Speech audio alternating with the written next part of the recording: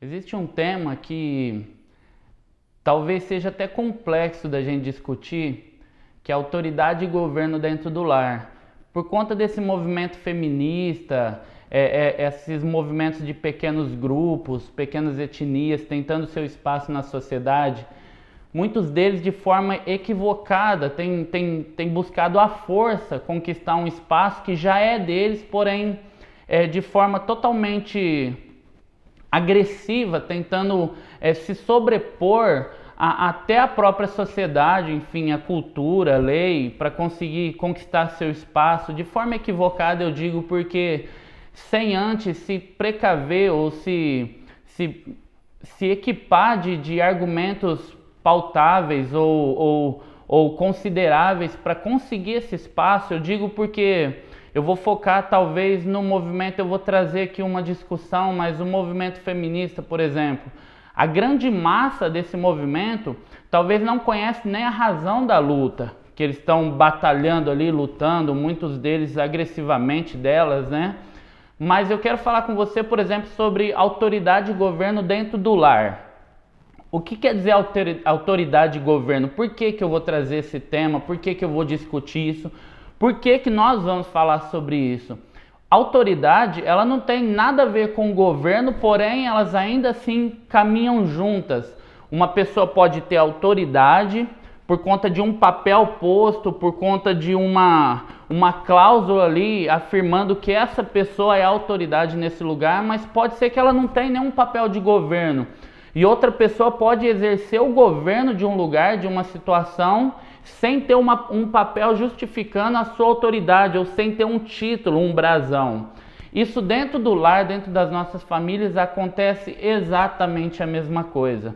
Um homem com um papel na mão dizendo que ele é autoridade naquela casa, mas ele não exerce o papel de governo, nem o governo sobre o lar, sobre a sua esposa, sobre os seus filhos. E aqui nós não estamos falando de submeter por opressão a tua esposa, os teus filhos, não. Nós estamos falando de um papel de governo instituído na pessoa do homem, no papel do homem, de exercer realmente o governo na sua casa, de chamar a responsabilidade para si, aquele cara que paga as contas, que veste a cueca dentro de casa. Isso nós precisamos trabalhar esse tema dentro das nossas famílias, porque esse movimento, por que eu disse o movimento feminista? Ah, poxa, mas não tem nada a ver com o meu lar, não tem nada a ver com a minha casa. Tem sim, porque culturalmente as mulheres têm conquistado espaços, isso é plausível, isso é maravilhoso.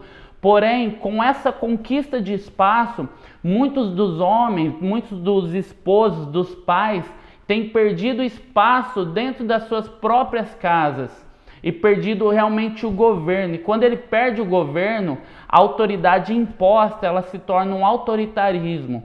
Aí ele tenta impor as regras na sua esposa, tenta impor as regras nos seus filhos, e aí ele começa a causar medo, começa a causar enjoo na sua casa, ele começa a destruir o lar dele, porque ele perdeu totalmente o governo.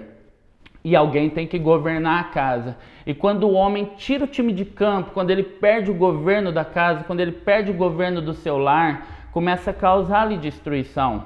Então, pai, homem, marido, esposo e também esposa, também você mulher, existem papéis a ser seguidos. Esses papéis desde a construção da humanidade, desde a criação do homem e da mulher, ele é muito claro. Homem, você precisa exercer o governo da tua casa, não com autoritarismo, não mandando, não batendo o pé, batendo a cabeça na parede, mandando e desmandando, gritando, não. Exerce o governo, exerce aquilo que Deus colocou na tua mão.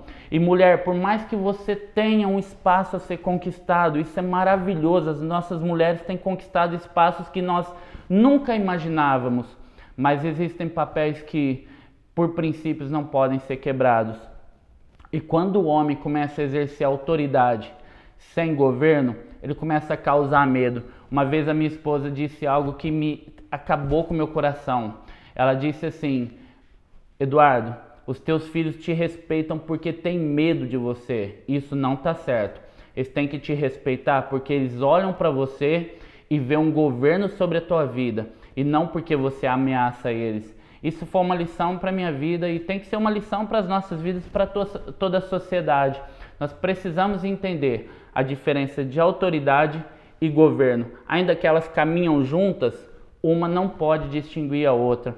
Um homem com autoridade, sem exercer governo, ele se torna um autoritarista, alguém que manda e desmanda, sem respeito, sem honra, sem amor.